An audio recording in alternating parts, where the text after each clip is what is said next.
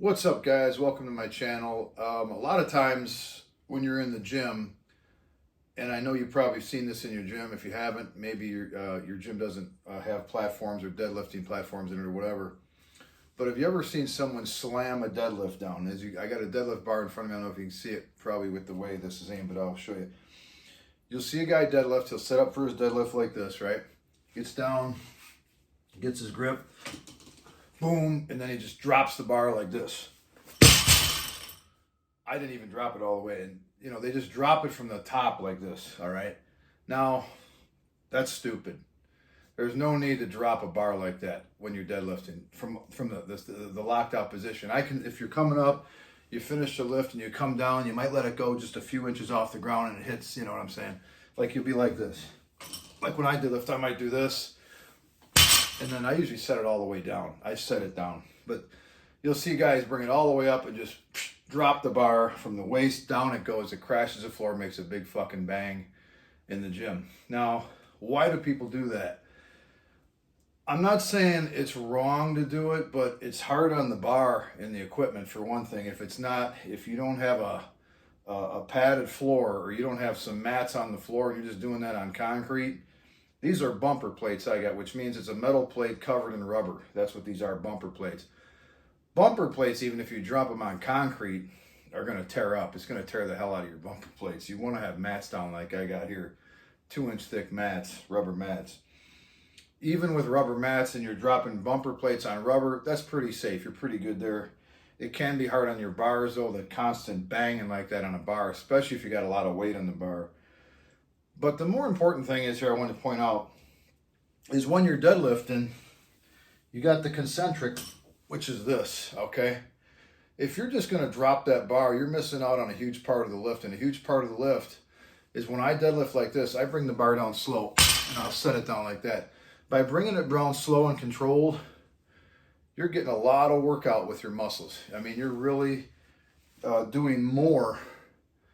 You're shortchanging yourself is what I mean to say. If you're just dropping that bar down instead of letting it down nice and slow, okay, you're missing out on that eccentric portion, the lengthening of the muscle instead of shortening, right? That's what I'm saying. So important thing is when you're deadlifting up and then I bring it down slow like this and I pop at the bottom instead of just bringing it up and then just dropping it and letting it go. I'm not going to do it because I don't want to fuck up my bar like that.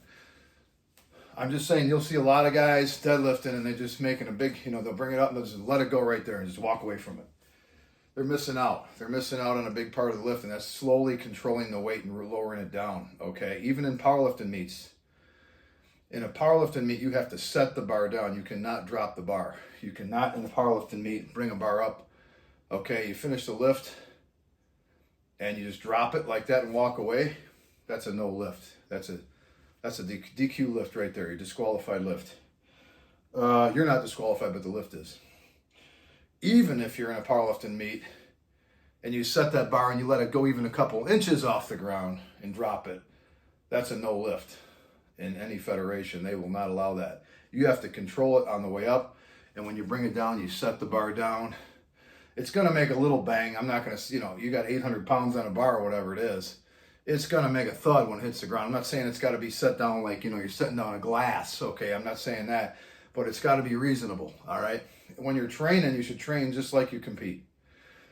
And if you're not competing and you're doing deadlifts, remember, set that bar down slow on the eccentric part of the lift. Don't just drop that bar because one, you're shortchanging yourself on a big part of that lift, man, because when you're slowly bringing that bar down, you're still working all that chain, that rear chain, that posterior chain of the muscles, all right? So that's just a tip. I see guys doing it, and they're deadlifting, their form is bad in the first place, and then the add insult to injury, they get the bar up, all right, and then they just drop it from this point right here. Don't do that. You're missing out on a big part of the lift, all right? Not only that, you're probably going to get thrown out of a lot of gyms doing that. They don't like when you slam bars down like that. Now, Olympic lifting's different. When a guy's doing clean and jerks, they drop them down, they bounce. That's different. That's a totally different lift. That's a totally different thing. I'm talking about deadlifting here. You see guys on platforms and they're, guys doing Olympic lifting, power cleans, stuff like that. different thing. If you see guys doing a CrossFit, different thing. I'm talking about deadlifting. When you deadlift, you want to control that. When you're doing power cleans and stuff like that, that's a different movement. It's a totally different mindset of a lift.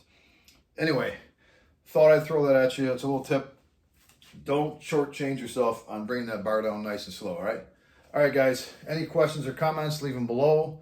Please like this video and subscribe to my channel, as the YouTube algorithm helps me a lot when you like the video, all right? All right, guys, have a good one.